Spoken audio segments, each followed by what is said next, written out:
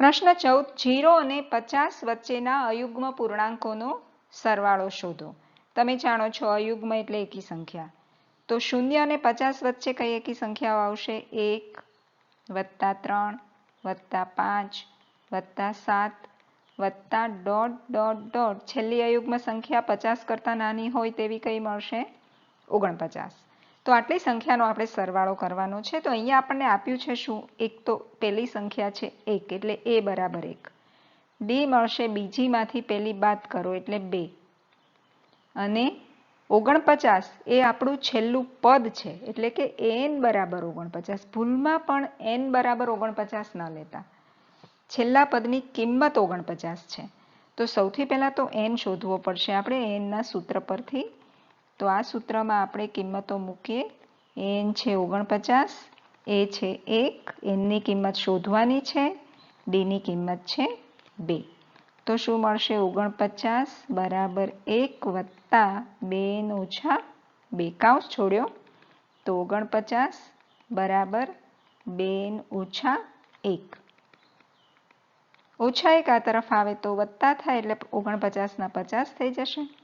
માટે n બરાબર 25.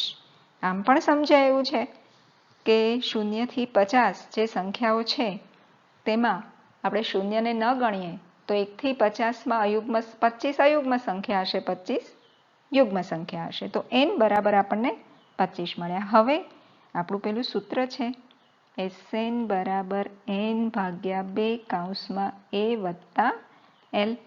n આપણને મળ્યા 25. પહેલું પદ છે 1, છેલ્લું પદ છે 49. તો આપણને મળશે 25 ભાગ્યા 2, 1 અને 49, 50 છેદ ઉડી જશે 25 દુ 50, 25 25 625. તો Sn આપણને શું મળ્યા?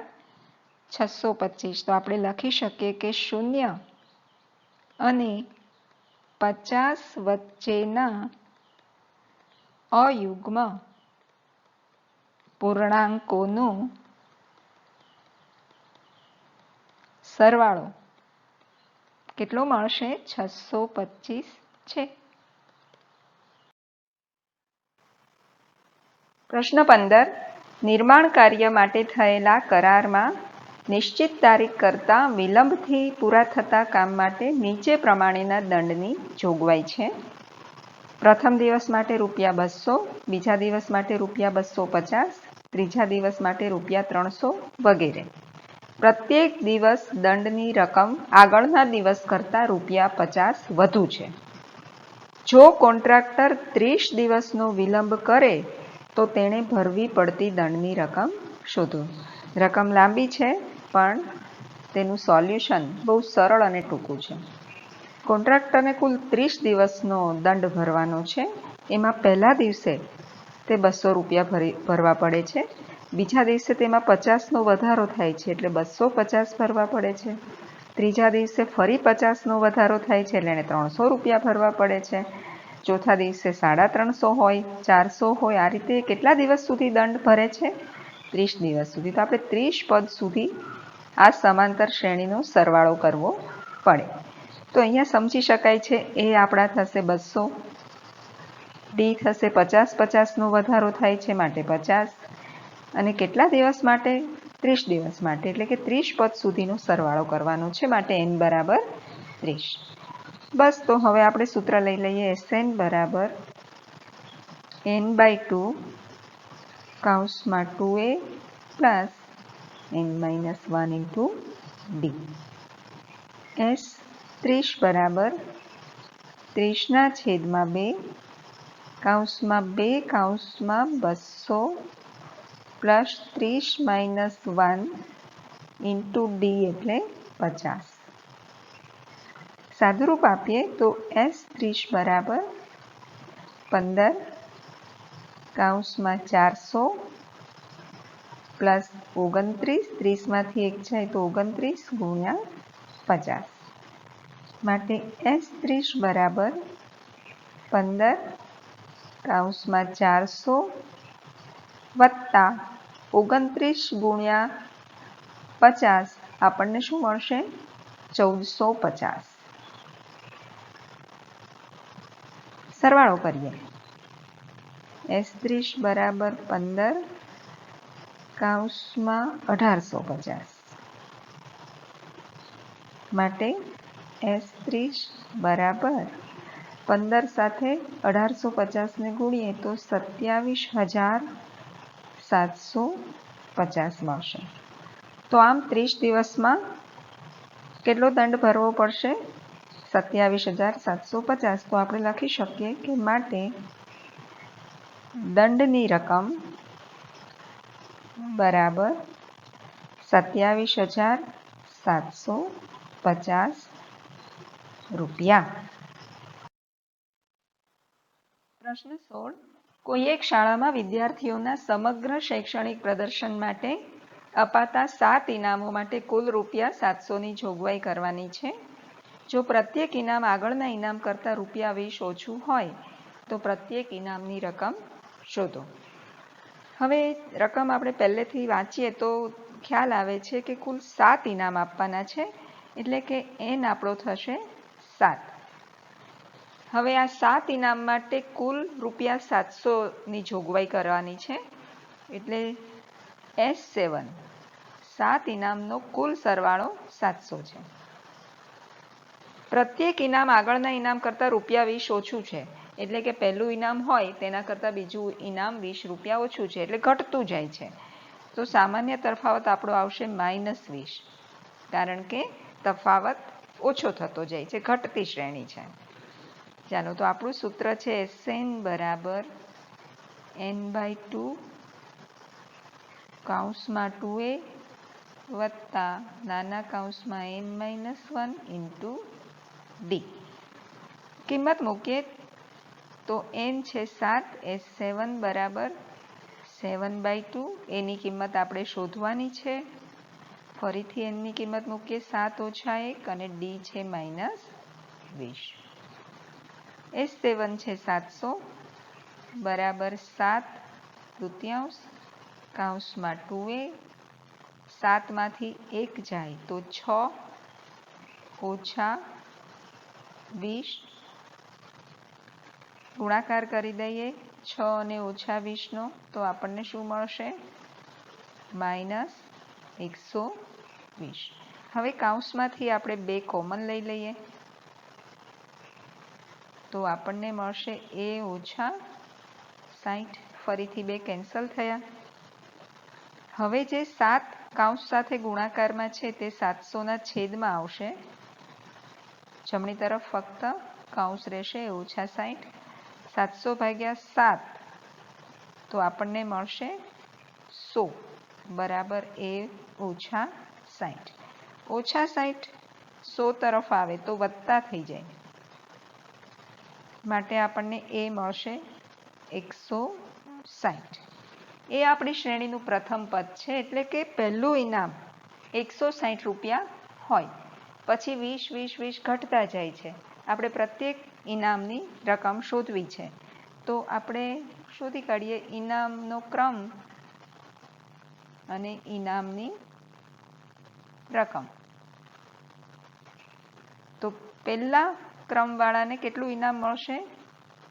160 રકમ રૂપિયામાં એમ લખી દઈએ 160. બીજો ક્રમ 20 ઘટી જશે 140. ત્રીજા ક્રમવાળાને 120. ચોથા ક્રમે આવશે એને 100. પાંચમા ક્રમે આવશે એને 80. છઠ્ઠા ક્રમે આવશે એને 60 અને સાતમા ક્રમે આવશે એને 40. તો આ રીતે 1 થી 7 નંબર આવશે જે સ્પર્ધકોના, તેને આ પ્રમાણે ઇનામની રકમ મળશે. પ્રશ્ન 17. એક શાળામાં વિદ્યાર્થીઓ વાયુ પ્રદૂષણ ઓછું કરવા માટે શાળાની અંદર અને બહાર વૃક્ષ વાવવાનું વિચારે છે. એવું નક્કી કરાયું કે પ્રત્યેક ધોરણનો પ્રત્યેક વિભાગ તે જે ધોરણમાં ભણતા હોય તેટલા વૃક્ષ વાવશે. દાખલા તરીકે ધોરણ 1નો વિભાગ 1 વૃક્ષ વાવે, ધોરણ 2નો વિભાગ 2 વૃક્ષ, આવું ધોરણ 12 સુધી ચાલશે, એટલે 12મા ધોરણવાળા 12 વૃક્ષ વાવે. દરેક ધોરણના 3 વિભાગ છે, એટલે આપણે વર્ગ છે, તો પહેલા ધોરણના 3 ક્લાસ, બીજા ધોરણના 3, એ રીતે. તો આ વિદ્યાર્થીઓ દ્વારા કેટલા વૃક્ષનું વાવેતર થશે? તો અહીંયા બહુ સહેલાઈથી આપણને ખ્યાલ આવે છે કે ધોરણ પ્રમાણે જો આપણે લખીએ કે ધોરણ 1, 2, 3, તો આવા કેટલા ધોરણ સુધી છે? 12 ધોરણ સુધી આ રીતે વૃક્ષો વવાશે. પહેલાવાળા 1, બીજાવાળા 2, આ રીતે. પણ દરેક ધોરણના 3 વર્ગો છે, એટલે પહેલા ધોરણના 3 વર્ગો દરેક એક વાવે તો કેટલા વૃક્ષ વવાય? 3. બીજા ધોરણવાળા પણ 3 છે, એટલે બીજાવાળા 2 વૃક્ષ વાવશે તો 3 દુ 6. ત્રીજાવાળા 3 વાવશે, એવા 3 વર્ગો એટલે 3 તેરી 9. અને તે જ રીતે 12માવાળા કેટલા વાવશે? 12 વૃક્ષો વાવશે તો 12 તેરી 36. તો આપણે આ જે શ્રેણી લખી તે શ્રેણીનો સરવાળો કરવાનો છે. તો અહીંયા આપણી પાસે એ થશે 3.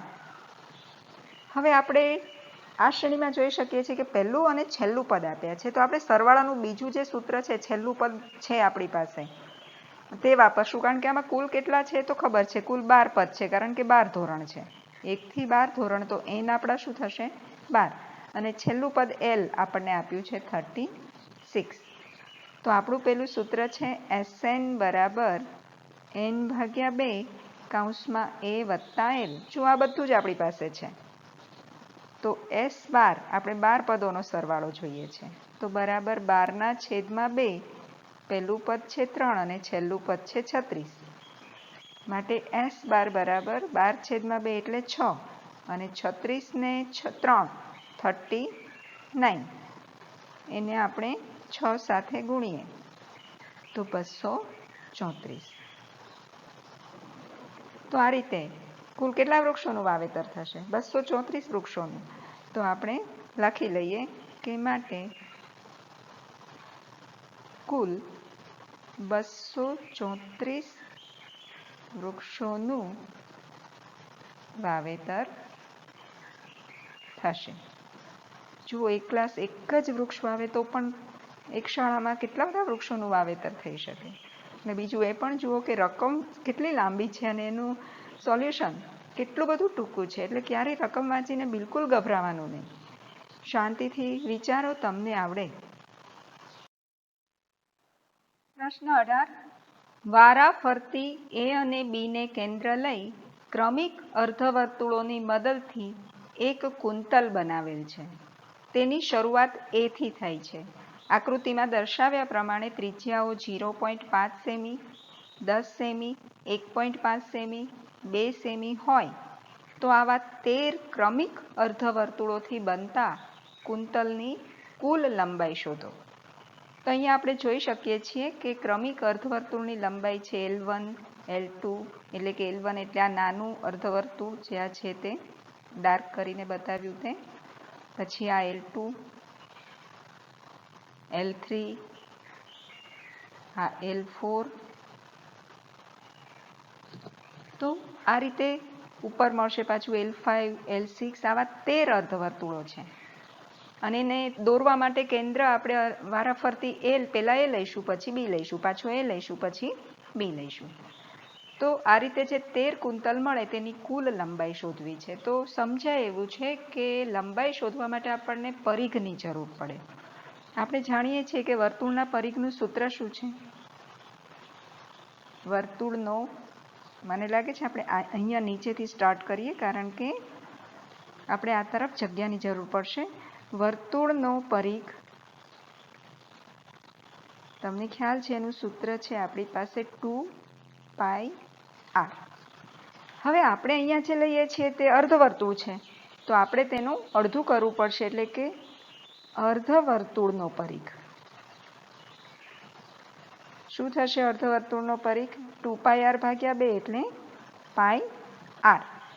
હવે જ્યારે આપણે πr લેશું ત્યારે r દર વખતે બદલાવાની, કારણ કે પહેલું જે L1 છે તેના માટે r આપણી કેટલી રહેશે? R1 કહીએ આપણે, તો R1 આપણી કેટલી છે? 0.5 સેમી. તે રીતે R2 1.0 સેમી, R3 1.5 વધતી જાય છે, અને R4 2.0 સેમી સમજાયું છે.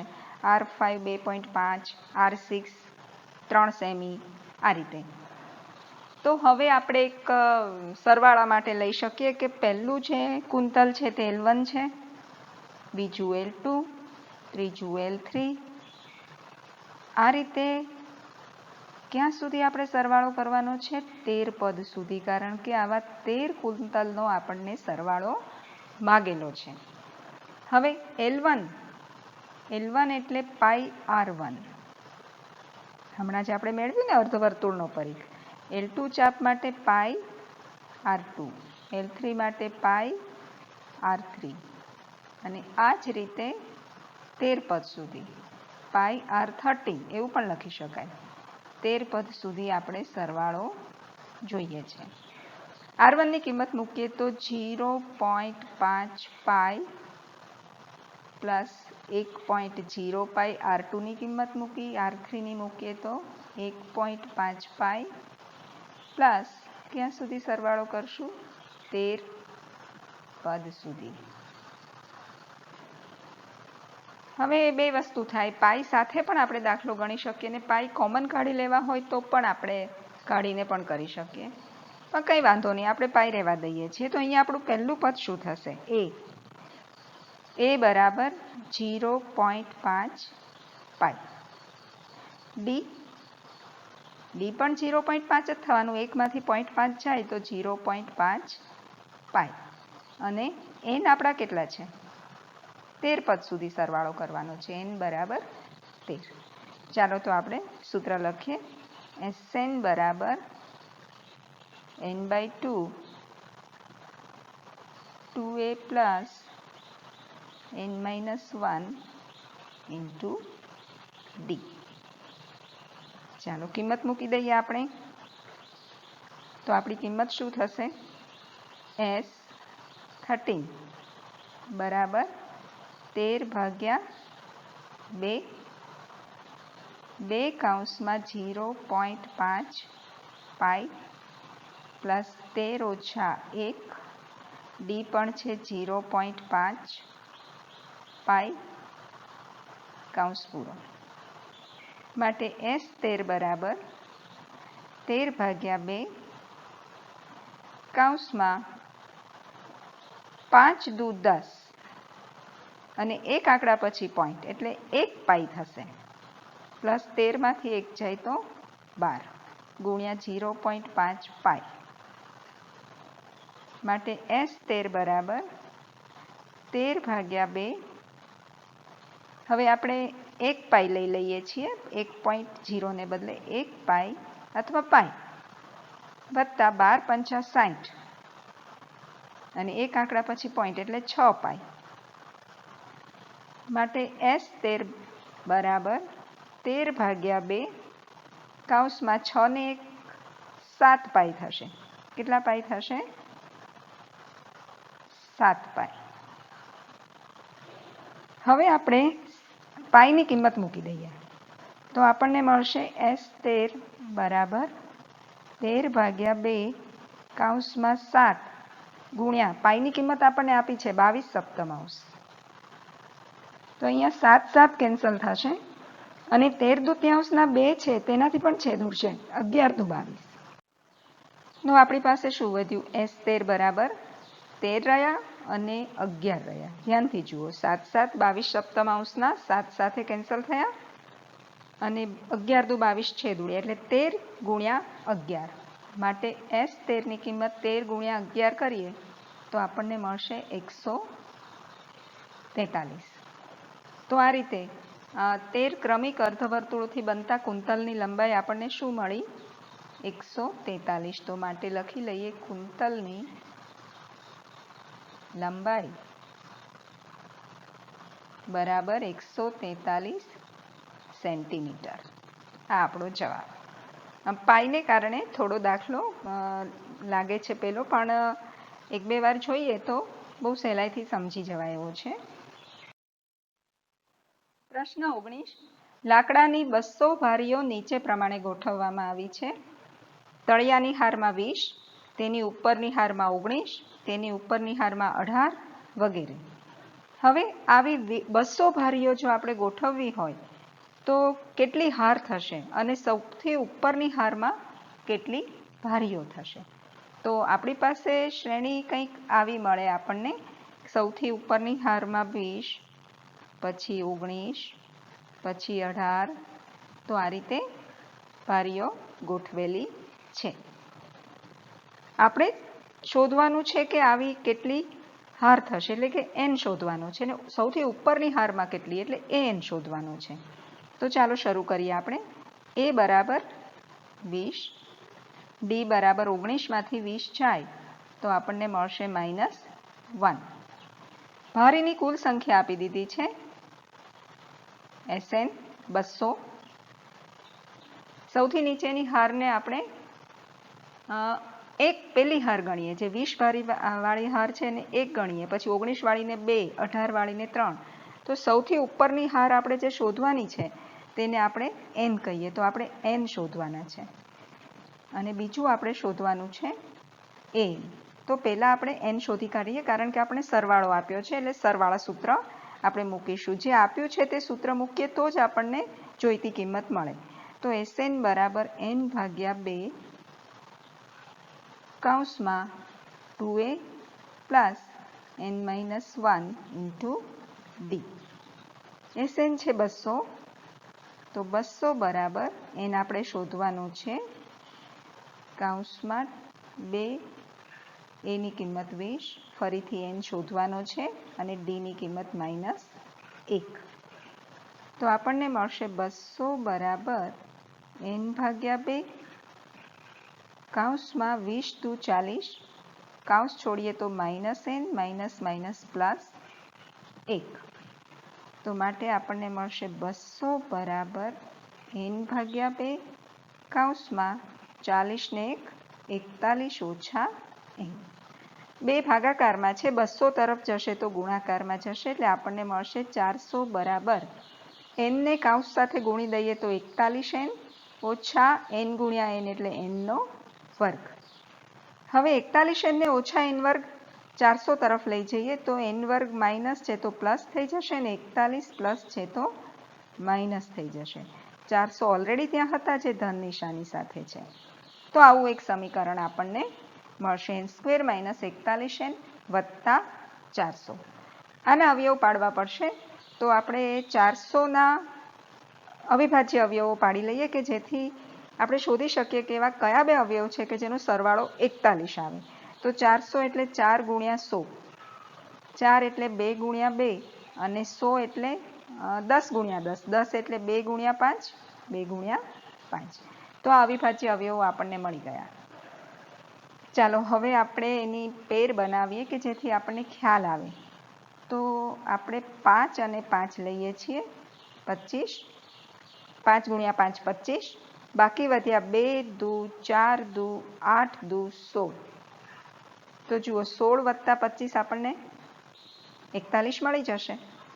તો આપણા બે અવયવ થયા n ઓછા 25, n ઓછા 16. જો 41 માઇનસ છે એટલે બંને અવયવ માઇનસ મૂકવા પડે, બરાબર 0. માટે આપણે કહી શકીએ કે n ઓછા 25 બરાબર 0 અથવા n ઓછા 16 બરાબર 0. -25 જમણી તરફ જાય તો n ની કિંમત મળશે 25 અથવા બીજી કિંમત આપણને શું મળશે, n ની 16. ચાલો તો આ પરથી આપણે n મેળવીએ. પહેલાં આપણે મેળવીએ છીએ a 25. n ની જગ્યાએ 25 લીધા, બે કિંમત n ની મળી છે, 25 ને 16. પહેલાં 25 લઈએ પછી 16 લઈએ. તો a 25 એટલે આપણને ખબર છે a વત્તા 24d બરાબર 20 વત્તા a 20 છે, d ની કિંમત છે -1. તો 20 ઓછા 24 બરાબર -4. તો a 25 આપણે લઈએ તો આપણને કિંમત મળે છે -4. હવે ભારીની સંખ્યા -4 તો હોવાની જ નહીં, તો આ કિંમત શક્ય નથી. એનો અર્થ એ થયો કે માટે એ n બરાબર 25 હોઈ શકે નહીં. ચાલો તો હવે બાકી રહ્યું 16. તો a 16 બરાબર a વત્તા 15D કિંમત મૂકીએ બરાબર 20 વત્તા 15 કૌંસમાં -1 તો 20 ઓછા 15 બરાબર 5. તો એનો અર્થ એ થયો કે સૌથી ઉપર કુલ 16 હાર હશે, એમાં સૌથી ઉપરની હારમાં કેટલી ભારીઓ હશે? 5. તો આપણે લખી લઈએ કે માટે 16 હાર થશે અને સૌથી ઉપરની હારમાં 5 ભારીઓ થશે. તો આમ થોડો લાંબો દાખલો છે કારણ કે આપણે બે વસ્તુઓ શોધવાની છે. પ્રશ્ન 20 આ પ્રકરણનો છેલ્લો પ્રશ્ન. એક બટાકા ઉપાડવાની હરીફાઈમાં આરંભ બિંદુ પર એક ડોલ રાખેલ છે અને ત્યારબાદ તેનાથી 5 મીટર દૂર પ્રથમ બટાકું મૂકેલ છે. ત્યાર પછી દર 3 મીટરે એક બટાકું સીધી રેખામાં ગોઠવેલ છે. આવા કુલ 10 બટાકા રેખા પર મૂકેલ છે, જે તમે આકૃતિમાં જોઈ શકો છો. મને ખબર છે તમારા બધાનું ડ્રોઈંગ બહુ સરસ છે, એટલે આ મારું ડ્રોઈંગ જોઈને તમે હસતા નહીં. તમને સમજાવવા માટે મેં આ દોર્યું છે. મને ખબર છે મારું ડ્રોઈંગ તમારા જેટલું સરસ નથી. તો સૌથી પહેલાં રમત તમે રમ્યા છો એટલે તમને ખ્યાલ છે, છતાં સમજાવી દઉં કે એક એક બટાકું વારાફરતી ઉપાડીને ડોલમાં મૂકવાનું છે. તો પહેલું બટાકું 5 મીટર દૂર હતું, ત્યાંથી ઉપાડીને ડોલમાં મૂક્યું એટલે એણે 10 મીટર અંતર કાપ્યું. 5 મીટર જવાનું, પાછું 5 મીટર રિટર્ન થવાનું. બીજું બટાકું લેવા માટે 5 મીટર તો એને જવું જ પડશે, બીજા 3 જવું પડશે, એટલે ટોટલ તે કેટલું અંતર કાપશે? 8 મીટર, અને 8 મીટર રિટર્ન થશે એટલે 16 મીટર. ત્રીજા બટાકા માટે 5 વત્તા 3 વત્તા 3 એટલે 5 ને 6 11, રિટર્નનું 11 એટલે ટોટલ 22 મીટર. સમજાય છે ને તમને? તો આપણે લખી લઈએ પ્રથમ બટાકું ઉપાડવા કાપવું પડતું અંતર બરાબર 10 મીટર. તે જ રીતે બીજું બટાકું ઉપાડવા કાપવું પડતું અંતર બરાબર 16 મીટર. આપણે જે રીતે સમજ્યા તે. ત્રીજું બટાકું ઉપાડવા કાપવું પડતું અંતર બરાબર 22 મીટર. ઓકે, તો આ લખાઈ ગયું. તો આપણી કઈ શ્રેણી મળી? 10, 16, 22. આવા કેટલા બટાકા એને ઉપાડવાના છે? 10. તો 10 પદ સુધી. એનો અર્થ એ થયો કે એ આપણને મળ્યા 10, ડી 16 માંથી 10 જાય એટલે 6 અને એન 10. તો આપણે આનો સરવાળો કરવાનો છે કે ટોટલ કેટલા મીટર અંતર એણે કાપ્યું હશે તે આપણે શોધવાનું છે. રકમનો સેકન્ડ પાર્ટ નહોતો લખ્યો, આપણે ઉમેરી દીધું. તો હરીફે કેટલું અંતર દોડવું પડે. તો આપણે સરવાળાનું સૂત્ર લખીએ. SN બરાબર n ભાગ્યા 2 2a plus n-1 into D. ચાલો આપણે એમાં કિંમત મૂકીએ. તો આપણી પાસે n છે 10 એટલે S10 બરાબર 10/2. એ પણ 10 છે,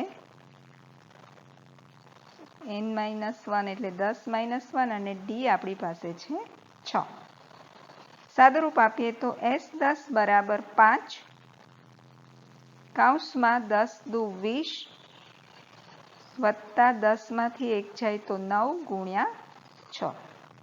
માટે S10 બરાબર 5 કૌંસમાં 20 9 6 54 20 વત્તા 54. માટે S10 બરાબર 5 કૌંસમાં 20 અને 54નો સરવાળો થશે 74. માટે S10 બરાબર 74 ને 5નો ગુણાકાર કરીએ તો આપણને મળશે 370. ઓકે, તો એનો શું થયું? હરીફે કેટલું અંતર કાપવું પડે? માટે હરીફે 370 મીટર અંતર દોડવું પડે. ત્યારે 10 બટાકા ડોલમાં તે મૂકી શકે. જે ઝડપથી દોડે તે જીતે. તો મને લાગે છે દાખલો તમને સમજાઈ ગયો હશે. અહીંયા આપણું સમાંતર શ્રેણી પ્રકરણ પણ પૂર્ણ થાય છે.